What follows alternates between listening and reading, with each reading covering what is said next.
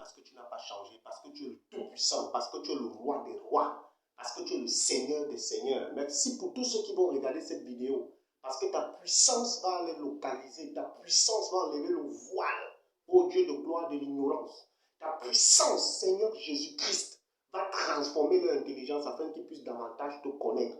Parce que te connaître, ce n'est que dans ta parole, et non au travers d'un homme, et non au travers d'un système religieux, et non au travers d'une onction quelconque venant d'un quelconque oracle de Dieu, apôtre, prophète, etc. Mais rien que de ta parole. Oui, mon frère, ma soeur, toi qui regardes cette vidéo, je voudrais que tu réagisses. Je voudrais que tu fasses tes publications vis-à-vis de ce qui va être dit. Je voudrais que tu commentes, mais je voudrais une seule chose. Ne la garde pas pour toi, parce que le but, c'est le ciel. Le but, c'est que nous soyons tous au ciel un jour. Le but, c'est que si maintenant tu quittes ce monde, que tu sois garanti pour le paradis. Oui, mon frère, ma soeur, si Jésus tarde à venir, c'est pour que toi, tu te répandes. Et bien aimé, sache une chose. Si aujourd'hui tu rencontres le Seigneur, quelle sera ta position? Oui, quelle sera ta position, toi mon frère, toi ma soeur qui est en train de m'écouter maintenant, qui va regarder cette vidéo? Si Jésus tarde à venir, c'est pour que nous nous répandons, nous vivons davantage dans la repentance. Oh bien-aimé, parce que si toi aujourd'hui tu quittes ce monde, où iras-tu? Tu es chrétien, tu es non chrétien. Où iras-tu? Bien-aimé, spécialement ce que je veux te dire, c'est que mes vidéos s'adressent aux chrétiens spécifiquement. Parce que c'est grave ce que nous voyons aujourd'hui dans les communautés. C'est grave ce que nous voyons dans les communautés. Rapidement, bien-aimé, parce que tu aimes la vérité, j'ai décidé de faire cette vidéo pour que davantage nous restons soudés dans la vérité. Qu'importe ce que les gens vont dire, qu'importe ce que les gens vont penser, n'importe comment ils vont nous traiter, mais restons attachés à la vérité. Restons fermes et sobres, comme l'apôtre Paul était en train de dire aux chrétiens à son époque de rester fidèles et sobres à la vérité. J'ai voulu partager, bien aimé, rapidement ce mot avec toi, la repentance, parce que beaucoup utilisent ce mot. Les chrétiens, répands-toi. Certains ne comprennent même pas ce que ça veut dire. Les pasteurs, les hommes de Dieu utilisent ce mot, mais je ne sais pas s'ils ont étudié réellement ce que la repentance veut dire ou signifie. Moi, par la grâce de Dieu, j'ai pu étudier, bien aimé, certains mots bibliques. Et quand j'ai compris réellement c'est quelle l'explication de ces mots, je me suis retiré de beaucoup de systèmes religieux. Je me suis séparé de beaucoup de pasteurs. Parce que, bien aimé, ce que nous voyons là-dehors, c'est grave. L'heure est grave. Je dis toujours aux gens, le mieux pour vous, c'est de rester chez vous. Priez le Seigneur. La Bible dit qu'il est le Dieu tout-puissant, omnipotent, omniscient, omniprésent. Le tout-puissant, l'omnipotent, l'omniscient, l'omniprésent.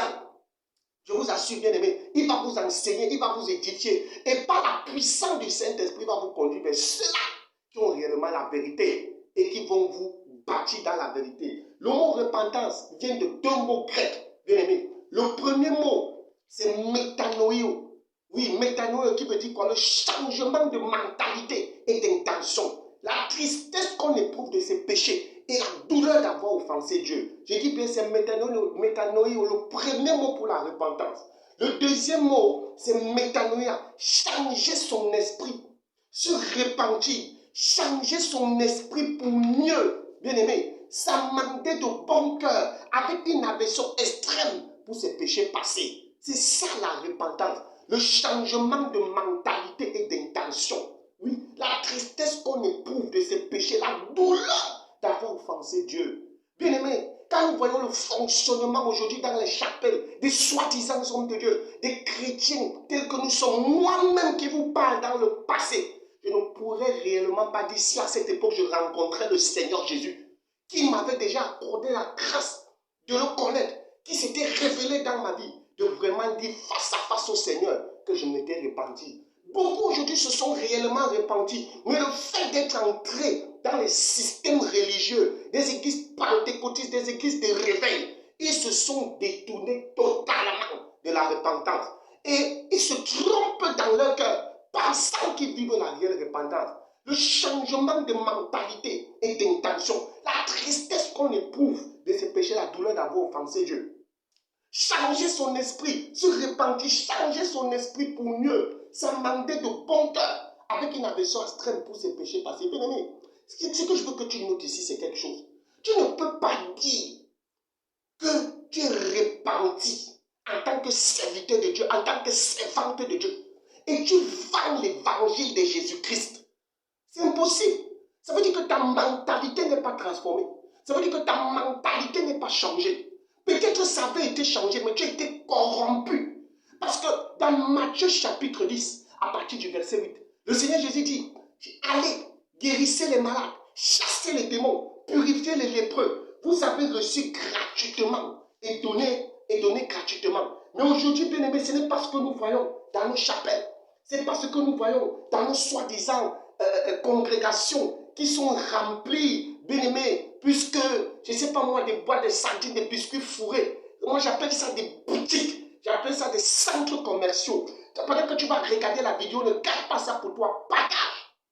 Le Seigneur Jésus nous dit, Matthieu chapitre 10, verset 8, guérissez les malades, ressuscitez les morts, purifiez les lépreux, chassez les démons. Vous avez reçu gratuitement, donné gratuitement. Ne prenez ni eau, ni argent, ni monnaie dans vos ceintures. Bien aimé, mais aujourd'hui, nous voyons que beaucoup de serviteurs de Dieu font le contraire.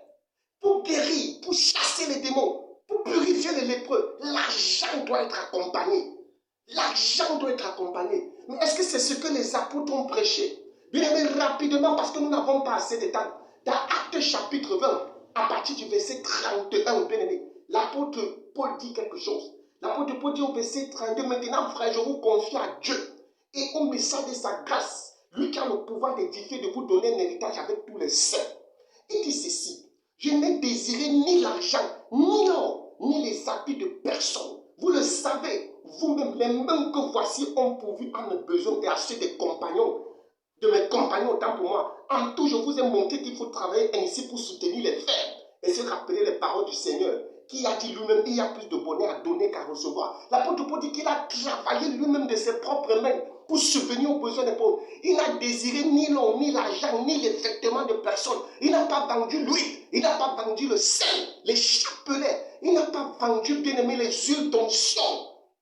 Et même pas ses dons spirituels. Ah, parlant de dons spirituels, rapidement, dans 1 Corinthiens chapitre 14, à partir du verset 12, la parole de Dieu nous dit quelque chose, bien aimé. C'est trop puissant. Il nous dit ceci. Si vous de même, 1 Corinthiens chapitre 14, verset 12, vous de même, puisque vous aspirez aux dons spirituels, cherchez à la posséder avec abondance, ce qui édifie l'Église. Il nous dit que les dons spirituels que nous devons posséder doivent être celles qui édifient l'Église. Ce n'est pas pour le commerce dans l'Église. Je vous assure, bien aimé. Mais ce que nous voyons aujourd'hui est terrible avec les serviteurs de Dieu.